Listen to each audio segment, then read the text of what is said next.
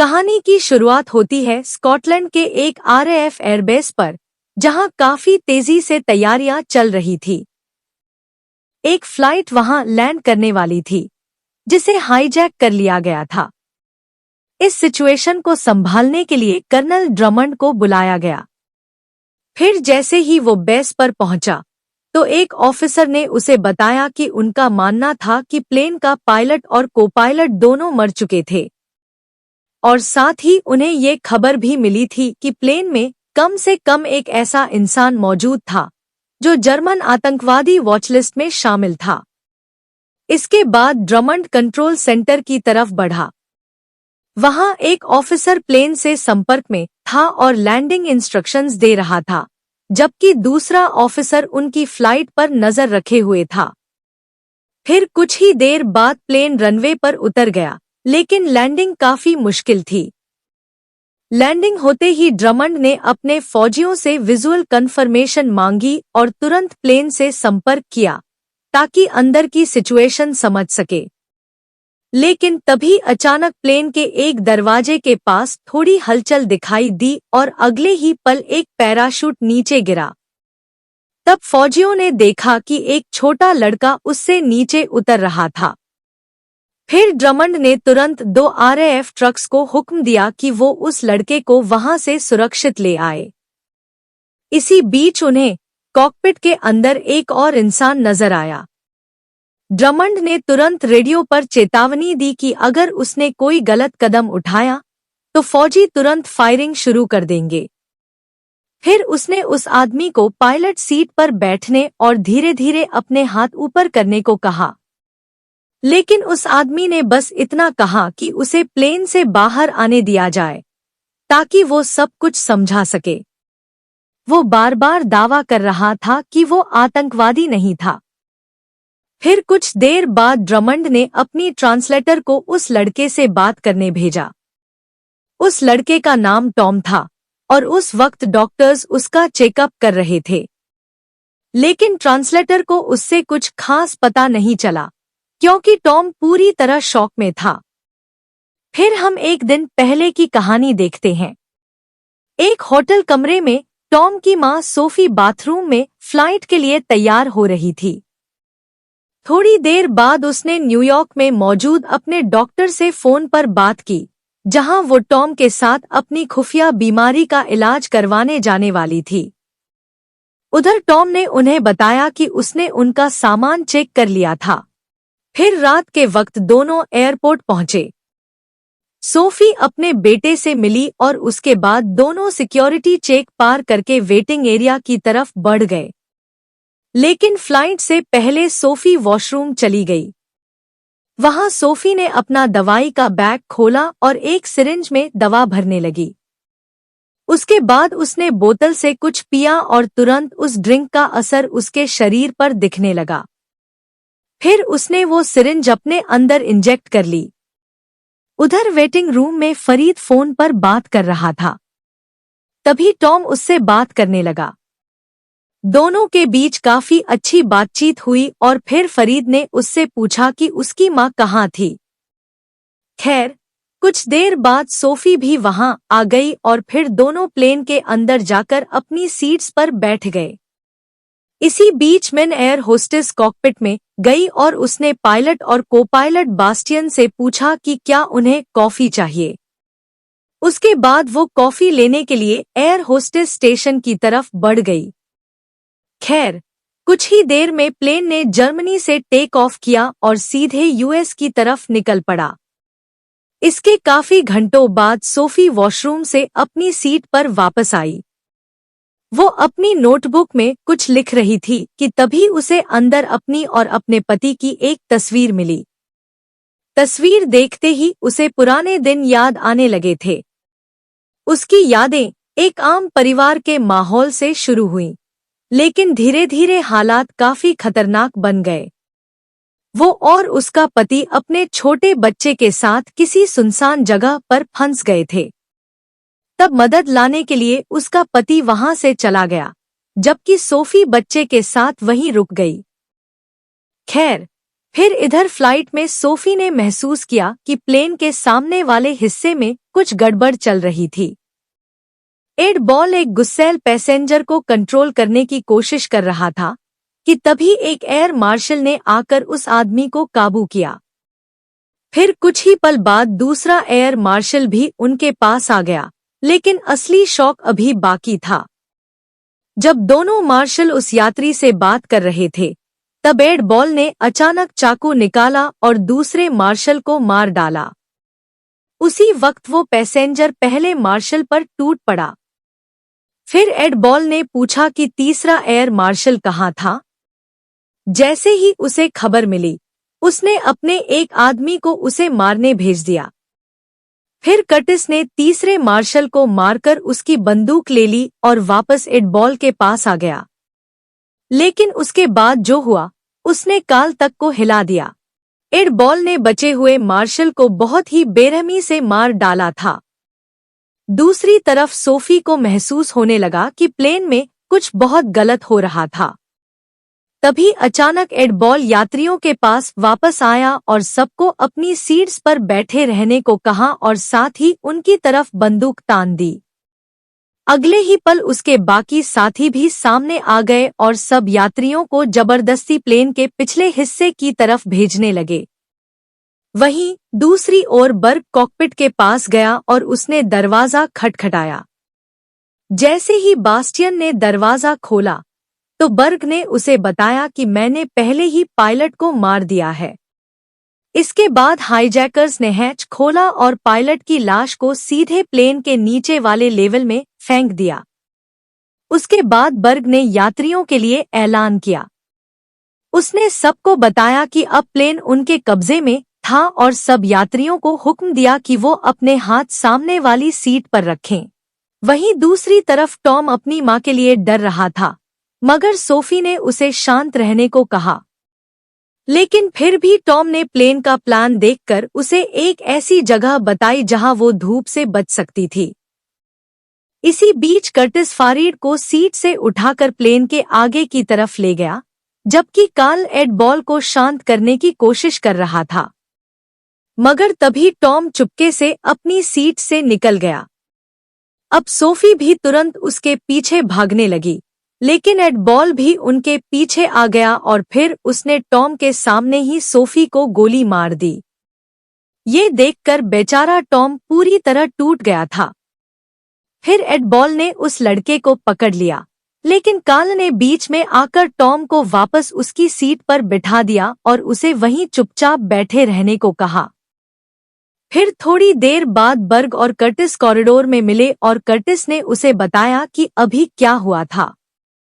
यह सुनते ही बर्ग सीधे एड बॉल के पास पहुंचा और उसे चेतावनी दी कि अगर उसने दोबारा ऐसा कुछ किया तो वो उसे खुद मार डालेगा।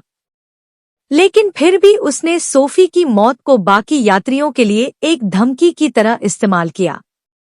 इसके बाद कहानी फ्लैशबैक में चली गई। हम देखते हैं कि सोफी अपने बच्चे के साथ गाड़ी में बैठी थी और अपने पति का इंतजार कर रही थी, जो मदद लाने गया था। काफी देर तक इंतजार करने के बाद सोफी खुद गाड़ी से बाहर निकली और जंगल के अंदर अपने पति के पैरों के निशान के पीछे चलने लगी। फिर कुछ देर बाद उसे एक सुनसान घर दिखाई दिया। उसे लगा शायद उसका पति अंदर हो, मगर जैसे ही वो घर के अंदर गई, उसने जमीन पर खून देखा। वो उस खून का पीछा करते हुए बेसमेंट की तरफ बढ़ रही थी कि तभी अचानक एक वैम्पायर अंधेरे से बाहर निकला और उसके पीछे भागने लगा। बेचारी सोफी ने किसी तरह बेसमेंट में खुद को बंद कर लिया, लेकिन अंदर जाकर उसके होश उड़ गए, क्योंकि वहां उसका पति मरा हुआ पड़ा था। उसी वक्त वो वैम्पायर बेसमेंट की खिड़की तोड़कर अंदर घुसने की कोशिश करने लगा।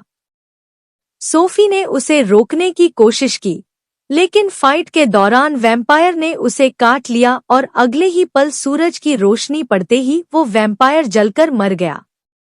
फिर अचानक सोफी की आंख खुली और वो वापस प्लेन में थी और अब भी जिंदा थी। फिर कुछ देर बाद सोफी को प्लेन के होल्ड एरिया से कुत्तों की आवाजें सुनाई दी, तो वो हैच के जरिए नीचे उतर गई। उधर बर्ग फरीद और 2 आदमियों को जबरदस्ती एक आतंकी मैसेज पढ़ने पर मजबूर कर रहा था। इधर होल्ड में कर्टिस और यूरी बॉम्ब बनाने के लिए सामान ढूंढने नीचे आए थे कि तभी सोफी एक गाड़ी के नीचे छुप गई।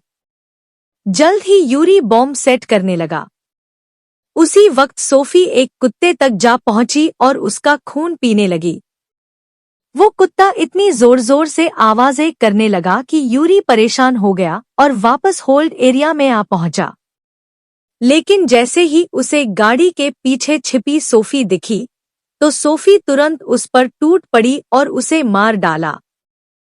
उसी वक्त फरीद भी पैसेंजर्स के बीच आ गया और सीधा टॉम के बगल में जाकर बैठ गया। दूसरी तरफ सोफी का शरीर तेजी से वैम्पायर फॉर्म में बदलने लगा था। उसे महसूस हुआ कि उसके दांत बाहर निकल रहे थे। वो तुरंत अपनी दवाई ढूंढने लगी और इंजेक्शन तैयार करने लगी। लेकिन तभी उसने बर्ग को यूरी से बात करते सुना। बर्ग कह रहा था कि जंप में सिर्फ 10 मिनट बचे थे। यह सुनते ही सोफी वापस यूरी की लाश के पास गई और उसका खून पीने लगी। इससे उसका शरीर और भी तेजी से बदलने लगा। फिर वो धीरे धीरे प्लेन के मेन सेक्शन की तरफ लौट आई। उधर हाईजैकर्स ने यात्रियों से झूठ बोला कि अगर किसी ने अपनी सीट छोड़ी तो वो जहरीली गैस रिलीज कर देंगे। उसके बाद सब होल्ड एरिया में गए, जहां उन्हें यूरी की लाश मिली। उसके पास एक कुत्ता खड़ा था, जिसे सोफी ने जानबूझकर छोड़ दिया था, ताकि ऐसा लगे कि यूरी को उस कुत्ते ने मारा था। इसी बीच सोफी प्लेन के पिछले हिस्से में टॉम को लेने के लिए पहुंच गई थी। उसे देखते ही यात्री घबरा गए और उन्हें लगा कि अब गैस रिलीज हो जाएगी। खैर सोफी टॉम को लेकर कॉकपिट की तरफ बढ़ गई, लेकिन वहां पहुंचकर उन्हें पता चला कि पायल्स पहले ही प्लेन छोड़कर जा चुके थे। फिर सोफी वापस यात्रियों के पास आई। उसने पूछा कि किसी को प्लेन उड़ाना आता है क्या? इस पर एक आदमी ने कहा कि मैं ट्राई कर सकता हूं। फिर वो सोफी के साथ कॉकपिट में चला गया। अब जैसे ही दोनों अंदर गए तो सोफी ने फरीद के पहुंचने से पहले कॉकपिट का दरवाजा लॉक कर दिया। उधर हाईजैकर्स स्कूबा गियर पहनकर प्लेन से कूदने की तैयारी कर रहे थे। साथ ही बर्ग उस आदमी के संपर्क में था जो समंदर में उन्हें पिकअप करने वाला था। वहीं कॉकपिट के अंदर सोफी का शरीर और भी खतरनाक तरीके से बदल रहा था, जिसे देखकर टॉम भी डरने लगा। तभी उस आदमी को समझ आया कि प्लेन ऑटो पायलट पर चल रहा था। इसके बाद सोफी ने सिक्योरिटी मॉनिटर में हाईजैकर्स को देखा और उस आदमी से कहा कि हाईजैकर्स के कूदने तक इंतजार करे और उसके बाद ही ऑटो पायलट बंद करे। लेकिन एड बॉल को अब समझ आ गया था कि सोफी अभी भी जिंदा थी। वो उसे ढूंढने के लिए बर्ग के साथ वापस प्लेन में घुस आया। तभी एक यात्री ने उन्हें बता दिया कि सोफी कॉकपिट में थी। यह सुनते ही दोनों कॉकपिट के बाहर पहुंच गए और दरवाजा खोलने को कहने लगे। लेकिन सोफी ने कॉकपिट वाले आदमी से कहा कि प्लेन को फिर से यूएस की तरफ मोड़ दे, मगर वो आदमी बोला कि यूरोप ज्यादा पास था। लेकिन सोफी को देखकर वो इतना डर गया था कि उसने बिना बहस किए उसकी बात मान ली। फिर जैसे ही हाईजैकर ने प्लेन के रूट को बदलते हुए देखा तो उन्होंने एक पैसेंजर को मारने की धमकी दे दी। फिर बर्ग ने बिना सोचे उस यात्री को गोली मार दी।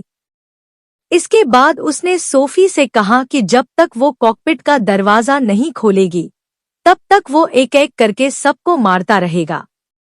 उसके बाद उसने एड बॉल को हुक्म दिया कि वो अगला शिकार लेकर आए। वो दरिंदा जब भीड़ में गया तो एक छोटी लड़की को पकड़कर बर्ग के सामने ले आया। बर्ग ने अब उस लड़की को सामने खड़ा कर दिया ताकि सोफी उसे देख पाए। लेकिन वो लड़की को कोई नुकसान पहुंचाता उससे पहले ही सोफी तुरंत कॉकपिट से बाहर निकली। अगले ही पल वो बर्ग पर टूट पड़ी और उसके गले में दांत घुसा दिए। यह देखकर बेस्टियन और बाकी पैसेंजर्स की रूह कांप गई और वहीं कॉकपिट में मौजूद आदमी ने तुरंत दरवाजा बंद करके लॉक कर दिया। इधर सोफी ने बर्ग का खून पीना खत्म किया और फिर बाकी हाईजैकर के पीछे भागी। सब डरकर होल्ड एरिया की तरफ भागने लगे, लेकिन असली मौत का खेल अब शुरू हुआ। बर्ग का शरीर भी धीरे धीरे बदलने लगा था। फिर जैसे ही सोफी ने उसकी आवाज सुनी तो वो तुरंत वापस आई और उसका खात्मा कर दिया। इधर एड बॉल ये सब अपनी आंखों से देख रहा था। उसके बाद सोफी कॉकपिट के दरवाजे के पास गई और टॉम को बोला कि वो दरवाजा बिल्कुल न खोले, क्योंकि वही उसके लिए सबसे सुरक्षित जगह थी। फिर वो वॉशरूम में चली गई, जहां शीशे में उसने देखा कि उसकी ट्रांसफॉर्मेशन कितनी ज्यादा बढ़ चुकी थी। दूसरी तरफ हम देखते हैं कि एड बॉल ने सोफी का बैग चेक किया और कुछ देर बाद वो उसकी नोटबुक लेकर बाकी हाईजैकर के पास लौट आया। नोटबुक पढ़कर उसने सबको बताया कि सोफी असल में एक वैम्पायर थी, लेकिन कार्ल ने अपनी आंखों से कुछ नहीं देखा था। इसलिए जब बाकी लोग सोफी के हमलों के बारे में बताने लगे तो उसने किसी की बात पर यकीन नहीं किया। वो ज्यादा परेशान एड बॉल की भयानक सोच से था। तभी एड बॉल ने सबको एक यूवी लाइट दिखाई, जिससे वो सोफी को नुकसान पहुंचाना चाहता था। उधर सोफी ने फिर से अपनी दवाई इंजेक्ट की और तभी एक और फ्लैशबैक शुरू हो गया। हम देखते हैं कि सोफी अपने बच्चे टॉम का ख्याल रखने की कोशिश कर रही थी और साथ ही अपनी खून की भूख भी शांत करने की। लेकिन जब बच्चा लगातार रोता रहा तो एक पल के लिए सोफी के अंदर का राक्षस बाहर आ गया। वो उस पर गुर्राने लगी, लेकिन अगले ही पल वो खुद को रोकने के लिए बाथरूम में भागी और अपने दांत तोड़ डाले ताकि वो टॉम को कभी नुकसान न पहुंचाए। इसके कुछ वक्त बाद सोफी वापस उसी घर में गई जहां वो वैम्पायर बनी थी। वहां उस वैम्पायर का बाप सामने आया जिसने सोफी को काटा था। उस आदमी ने बताया कि उसका बेटा कभी खुद को काबू नहीं कर पाया था और सच तो ये था कि वो खुद भी नहीं कर पाता था, चाहे वो नॉर्मल दिखने का कितना भी नाटक करे। यह कहकर उसने सोफी को गोली मार दी, क्योंकि उसका मानना था कि उन जैसे लोग सिर्फ बदकिस्मती और दर्द लेकर आते थे। वहीं प्लेन में एड बॉल लकड़ी को छीलकर एक भाला बना रहा था, जबकि बाकी हाईजैकर इस बात पर बहस कर रहे थे कि अब आगे क्या करना है। तब कार्ल ने बेस्टियन को समझाया कि हमारे पास बस एक ही तरीका है, किसी भी तरह कॉकपिट में घुसकर प्लेन को सही रूट पर लाना होगा। वहीं इसी बीच टॉम कॉकपिट से बाहर आ गया। अंदर मौजूद आदमी उसे रुकने के लिए चिल्लाता रहा, लेकिन टॉम ने किसी की नहीं सुनी। उसने किसी तरह वॉशरूम का दरवाजा खोलकर अपनी मां को बाहर निकाला, और जैसे ही कॉकपिट वाले आदमी ने उन्हें देखा तो उसने तुरंत खुद को वापस कॉकपिट में बंद कर लिया। उसी वक्त सोफी भी धीरे धीरे उठने लगी और सीधा एड बॉल की तरफ बढ़ी, मगर एड बॉल पहले से तैयार खड़ा था। उसके हाथ में लकड़ी का स्टेक और यूवी लाइट थी। अगले ही पल उसने यूवी लाइट सोफी पर डाली, जिससे उसकी त्वचा जलने लगी और वो दर्द से बेहोश होकर गिर पड़ी। यह देखकर एड बॉल ने बाकी हाईजैकर को हुक्म दिया कि वो प्लेन का कंट्रोल वापस लें, जबकि वो खुद पीछे रुक गया ताकि ये समझ सके कि सोफी असल में थी क्या। तभी उसे एक सिरिंज मिली। अब वो उसमें सोफी का खून भरने लगा। अब जैसे ही वो लकड़ी के स्टेक से सोफी को मारने वाला था, तभी टॉम वहां आ गया और एड बॉल पर बंदूक तान दी। लेकिन वो दरिंदा बिल्कुल नहीं डरा। वो धीरे धीरे टॉम की तरफ बढ़ने लगा, और जैसे ही उसने बंदूक पकड़ने की कोशिश की, अचानक से ट्रिगर दब गया और अगले ही पल प्लेन की खिड़की टूट गई। इस वजह से कैबिन का प्रेशर अचानक गिर गया और पूरा प्लेन जोर जोर से हिलने लगा। उधर कॉकपिट में बेस्टियन ने सबको सावधान किया कि ऑक्सीजन सिर्फ 10 मिनट के लिए बची थी और अगर प्लेन को जल्दी नीचे नहीं लाया गया तो सब मारे जाएंगे। इसी बीच हम देखते हैं कि सोफी ने टॉम को ऑक्सीजन मास्क तक पहुंचाया। फिर उसने जल्दी से बंदूक उठाई और एड बॉल को गोली मार दी। इसके बाद एड बॉल वहां से भागने लगा। दूसरी तरफ हम देखते हैं कि कॉकपिट में मौजूद आदमी एक साथ दरवाजा पकड़कर और ऑक्सीजन मास्क तक पहुंचकर खुद को बचा नहीं पाया, होश हो गया। बस इसी मौके का फायदा उठाकर हाईजैकर वापस कॉकपिट के अंदर घुस गए थे। उधर सोफी टॉम को लेकर यात्री वाली साइड आई और उसे फरीद के हवाले कर दिया। मगर तभी अचानक प्लेन और भी नीचे गिरने लगा, लेकिन सोफी सीधे एट बॉल के पीछे निकल पड़ी। फिर कुछ देर बाद उसने उसे एक बुलेट प्रूफ कार के अंदर छुपा हुआ पाया। अब सोफी ने उस पर कई गोलियां चलाईं पर कोई असर नहीं हुआ और फिर एट बॉल ने कुछ ऐसा किया जिसने सोफी को भी डरा दिया। उसने सिरिंज उठाई और अचानक सोफी का खून खुद के अंदर इंजेक्ट कर लिया। सोफी उसे रोकने की भीख मांगती रही, लेकिन अब बहुत देर हो चुकी थी। अगले ही पल एट बॉल का शरीर भी बदलने लगा। तब सोफी को समझ आ गया कि उसे रोकने का सिर्फ एक ही तरीका बचा था।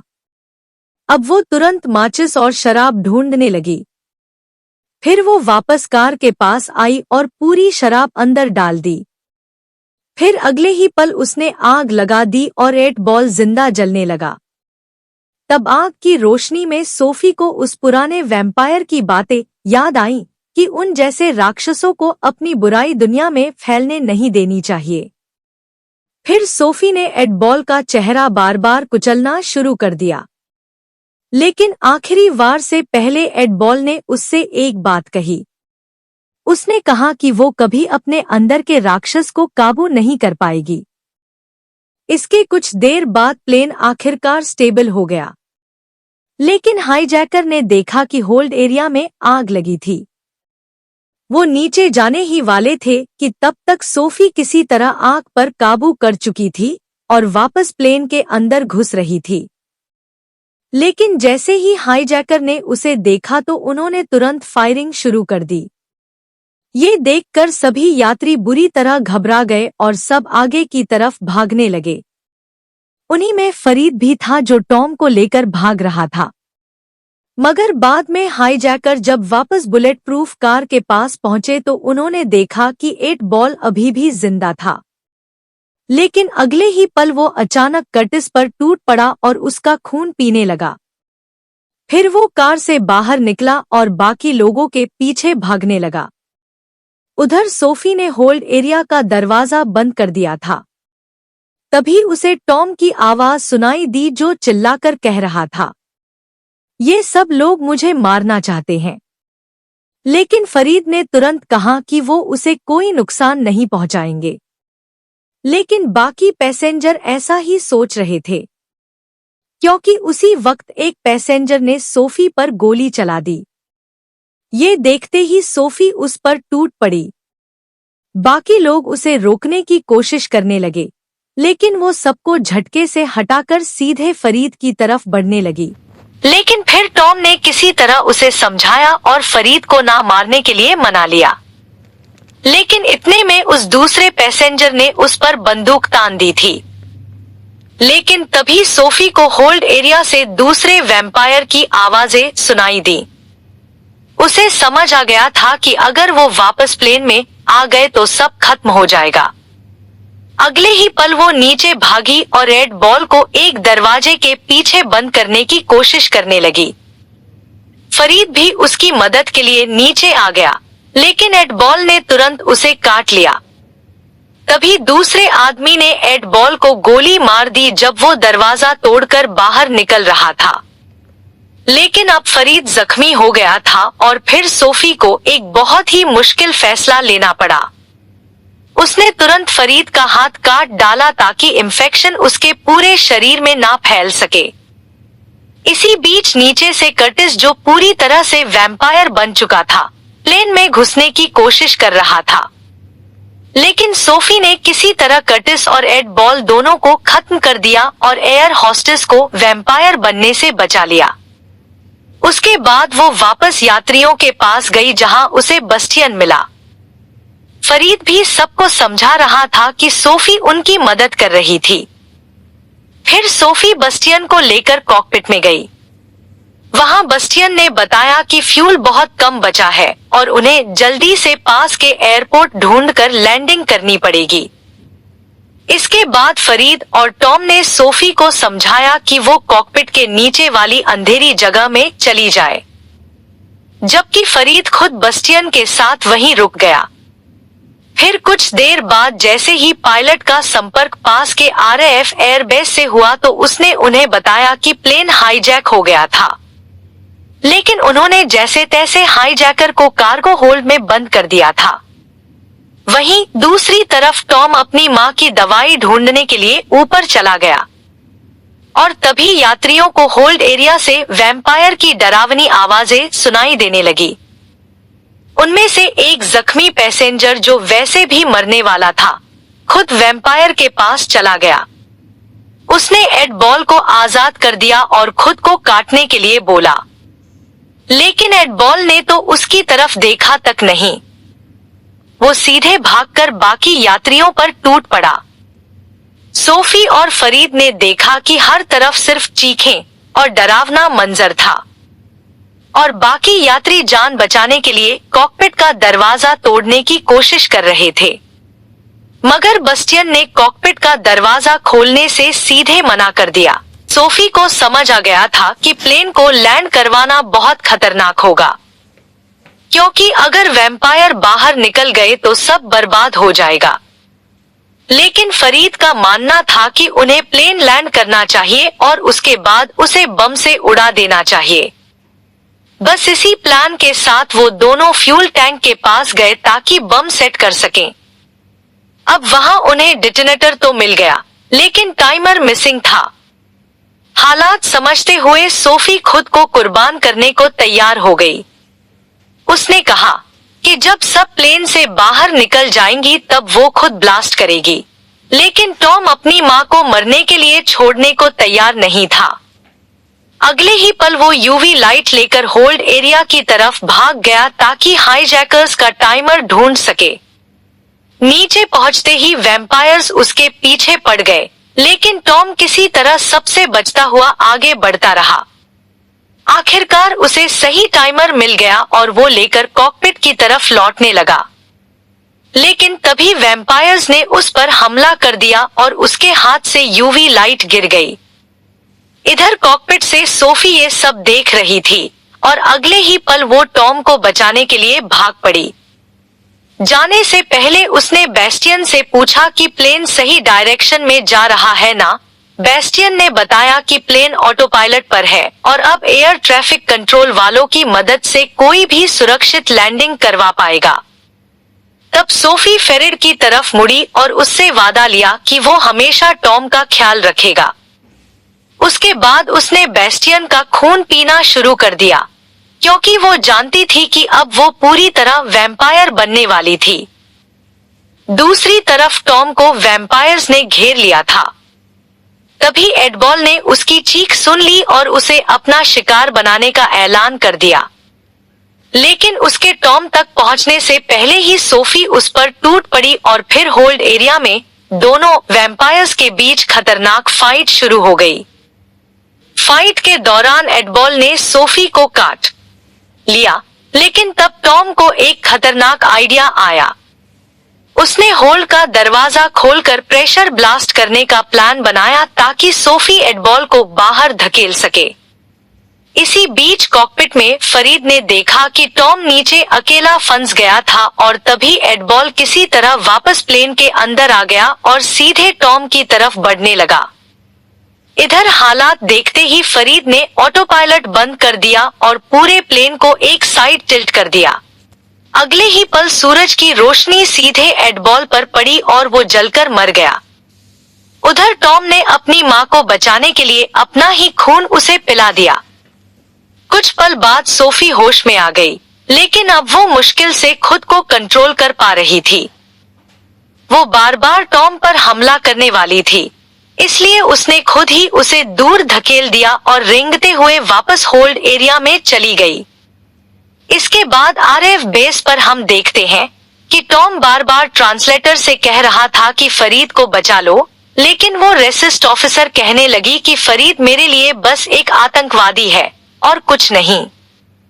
मगर टॉम बार बार उन्हें समझाने की कोशिश कर रहा था कि उसे वैम्पायर से बचाना बहुत जरूरी है, वरना सूरज ढलने के बाद सब खत्म हो जाएगा। लेकिन किसी ने उसकी बात पर ध्यान नहीं दिया। आखिरकार डॉक्टर्स ने उसे नशे की दवा देकर बेहोश कर दिया और ड्रमंड ने फिर से पूरी कमांड संभाल ली। उसने अपने फौजियों को रुकने का हुक्म दिया, जबकि प्लेन के अंदर वैम्पायर्स बची हुई लाशों पर टूट पड़े थे। दूसरी तरफ फौज लगातार फरीद से संपर्क करने की कोशिश कर रही थी। वो उसे खुद को फौज के हवाले करने को कह रहे थे, लेकिन कोई भी उसकी बात समझ नहीं पा रहा था। फरीद बार बार उन्हें सावधान करता रहा, लेकिन किसी ने उसकी मिन्नतों को नहीं सुना और फिर फौज ने उस पर फायरिंग कर दी। उसके बाद फौजी प्लेन के अंदर जा घुसे और फरीद को बाहर खींच लाए ताकि वो प्लेन ब्लास्ट ना कर सके। लेकिन उन्हें बिल्कुल अंदाजा नहीं था कि अंदर उनका सामना किससे होने वाला था। उधर टॉम को हॉस्पिटल ले जाया जा रहा था, लेकिन रास्ते में ही उसने वो दवा उठा ली जो उसके लिए रखी गई थी और पैरामेडिक को इंजेक्ट कर दिया। फिर उसने अपना टेडी बेयर उठाया और चलती गाड़ी से सीधे बाहर कूद गया। अगले ही पल वो पूरी तेज रफ्तार से प्लेन की तरफ भागने लगा। दूसरी तरफ फौजी जैसे ही प्लेन के अंदर घुसे तो वैम्पायर्स ने उन पर हमला कर दिया। फरीद उन्हें सावधान करता रहा, लेकिन अब बहुत देर हो चुकी थी। मगर कुछ पल बाद फरीद ने ट्रक के पीछे से टॉम को देखा। वो उसे आवाज देता रहा, लेकिन टॉम तक उसकी आवाज पहुंच ही नहीं पाई। जैसे ही टॉम प्लेन के पास पहुंचा तो उसने अपनी मां को एक फौजी का खून पीते हुए देखा। वो जोर से उसे पुकारने लगा, लेकिन अब सोफी पहले जैसी नहीं रही थी।